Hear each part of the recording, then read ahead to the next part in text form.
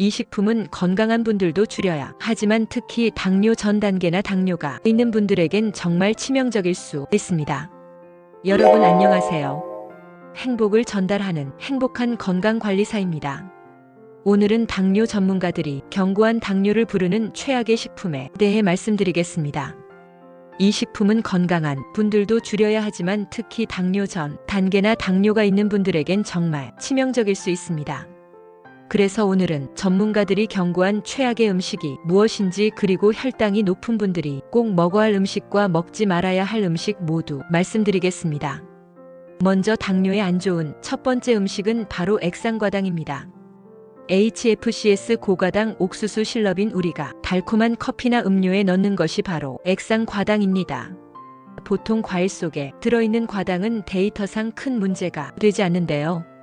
과일에서 추출해낸 것은 당이 워낙 비싸다 보니까 전분이나 옥수수 전분에서 과당을 추출해냅니다. 근데 이게 굉장히 안 좋다는 것이죠. 그 이유가 포만감을 상대적으로 덜 느끼게 만든다는 겁니다. 그래서 인슐린 저항성이 생기고 렙틴 저항성이 생기면서 더 많이 먹게 되고 살이 찌고 지방간을 유발하죠. 쉽게 말해서 췌장을 괴롭히는 1등 물질이라는 겁니다. 특히나 과당이 정말 안 좋은 이유 중에 하나가 최종 당화산물 즉 당독소 과당이 가장 쉽게 전환될 수 있고요. 혈관이나 세포들에 눌러붙어서 노화를 유발하고 혈관을 막고 혈액을 끈적하게 만들면서 당뇨병을 유발하게 됩니다.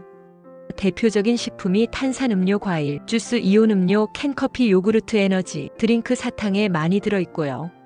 시리얼, 아이스크림, 과일, 통조림, 빵류, 샐러드, 드레싱, 케첩, 젠가 같은 대부분의 가공식품에 많이 들어 있습니다.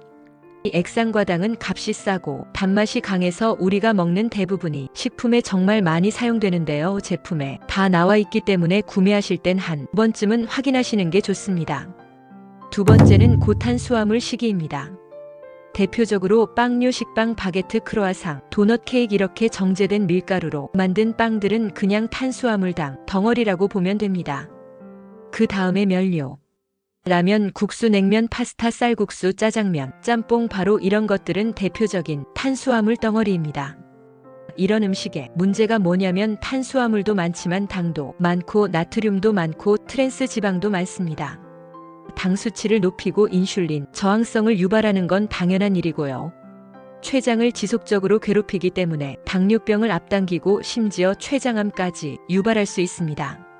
세 번째는 GI 지수가 높은 음식인데요. 대표적으로 아이스크림, 바게트, 팝콘, 흰쌀밥 대부분 부분의 과자류, 시리얼, 군고구마, 케이크 이런 것들이 GI 지수가 높습니다. 특히 아침 식사로 시리얼이나 군고구마를 드시는 분들이 있는데요. 당도 많지만 GI 지수가 높아서 당뇨병을 유발할 수 있는 안 좋은 음식입니다. 그러면 당뇨 관리를 위해 꼭 먹어야 할 식품은 어떤 게 있을까요? 혈당 조절에 좋은 대표적인 식품으로는 바나바잎, 여주, 메자나무 열매가 있는데요. 이 식품들은 혈당 상승을 억제하고 혈당 조절에 도움을 준다는 특징이 있습니다. 특히 최근 들어 자연적인 당뇨 관리 식품으로 주목받고 있는 바나바잎은 코로솔산이라는 성분이 들어있는데 이것은 혈액 내 포도당 농도를 낮추고 췌장이 충분한 양의 인슐린을 생산하는 과정을 돕는 성분입니다. 실제로 한 연구에 따르면 110에서 140의 공복 혈당 수치를 지닌 311명을 대상으로 바나바잎에서 추출한 코로솔산 10mg 투여한 결과 대조군 대비 60분에서 120분까지 낮은 혈장 포도당 수치를 보였다고 합니다.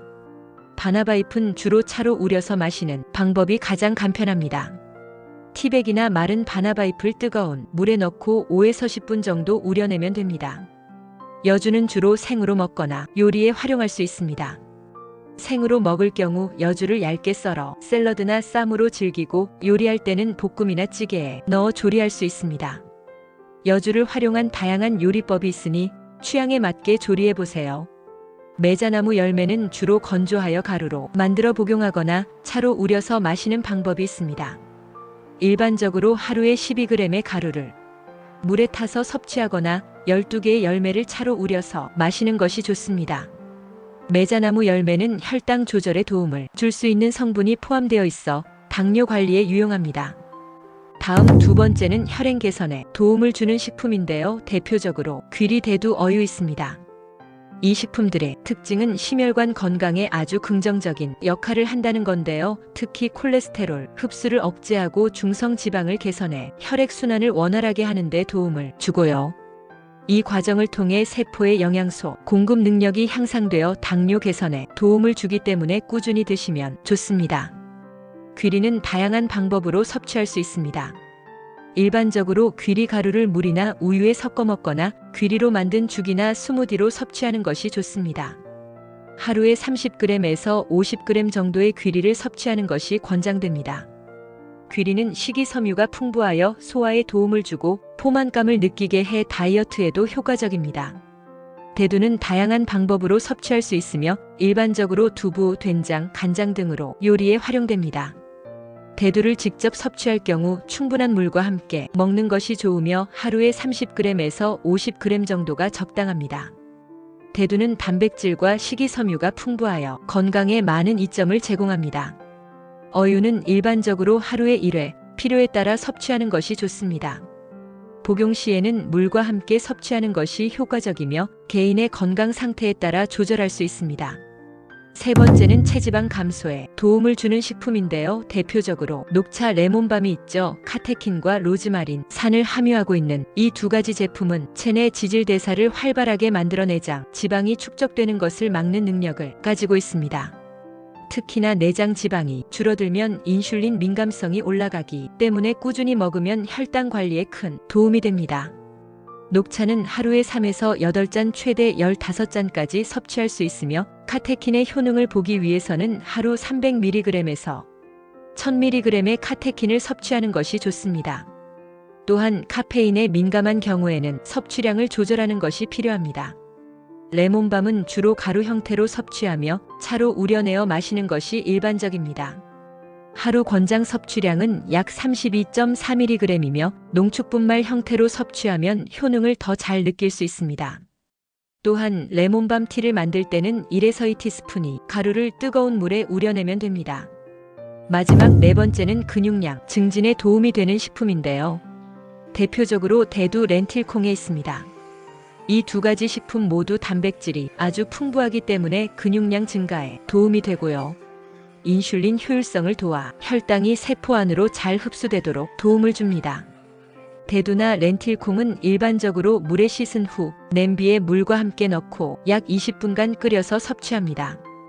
또한 렌틸콩은 샐러드, 스프 또는 다양한 요리에 활용할 수 있어 다채롭게 즐길 수 있습니다. 이렇게 총 10가지 식품을 말씀드렸는데요. 정말 많죠. 당뇨에 좋은 대표적인 식품들만 추려서 말씀드린 게 10가지입니다. 이렇게 오늘은 혈당 관리에 도움을 줄 수 있는 방법에 대해 알아봤는데요. 혈당 관리로 고민이신 분들께 오늘 영상이 많은 도움이 되셨으면 좋겠습니다. 그럼 다음 시간에도 또 다른 건강 이야기로 찾아뵙겠습니다.